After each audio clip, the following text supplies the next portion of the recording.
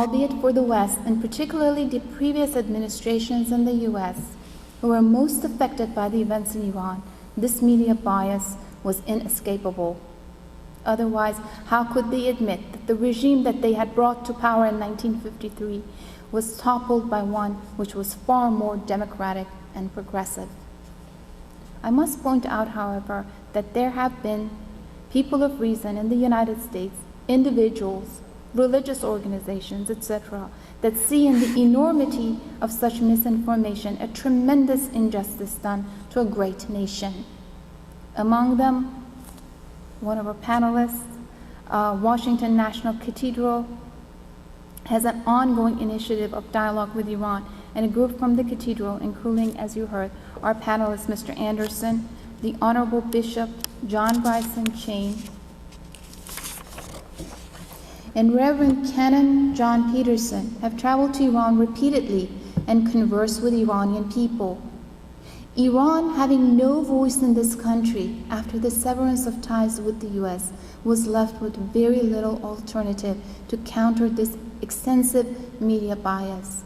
So Iranians allowed history to take its course and for the events to unfold naturally. One significant example is the case of Saddam Hussein and the invasion of Iran.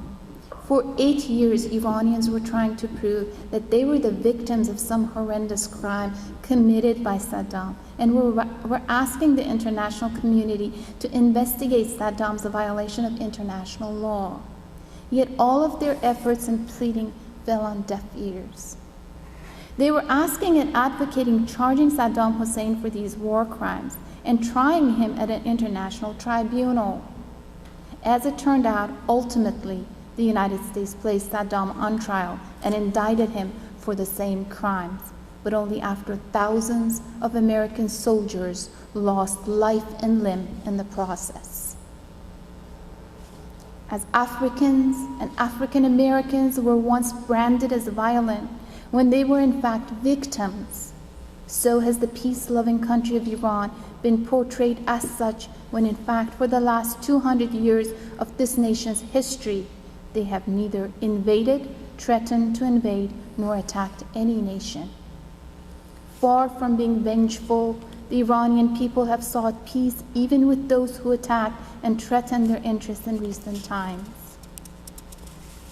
If one characteristic distinguishes itself from the others when it comes to the personality of Iranians, it is the fact that they are fair-minded. Many a times the world has been surprised by Iran's stance. In the Nagorno-Karabakh region, Iran held its neutral stand vis-a-vis Azerbaijan and Armenia, and Christian Armenia is now one of Iran's closest allies. Today, Iran is a powerful country, politically, economically, and socially.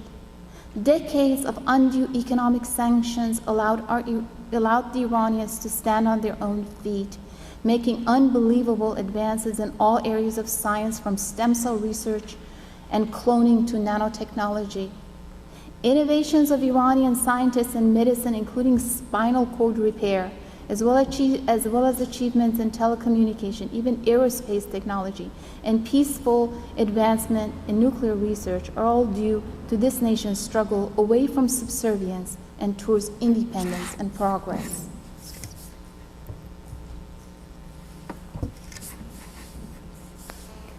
The Islamic Republic of Iran does not possess nor does it seek nuclear weapons. Iran, like many developed nations of the world, has long sought clean, efficient nuclear energy as a viable alternative to perishable petroleum, an undeniable right of every NPT member.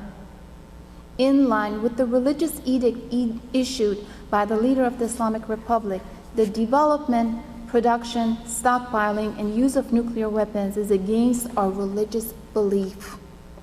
Ironically, those who attribute such weapons of mass destruction to our country are the same nations who possess the largest stockpiles of nuclear arsenal in the world. It must be added here that Iranian quest for nuclear energy has widespread support among all Iranian factions. Iran's launching of the Hope or Omid satellite on the 30th anniversary of the Islamic Revolution has allowed this country to join the exclusive club of 8 countries in the world that are able to launch satellites into orbit. As we embrace the challenges of a new century, we realize that wisdom and knowledge are our best provisions in ensuring the safety and prosperity of the world. A wise and intelligent nation questions authority.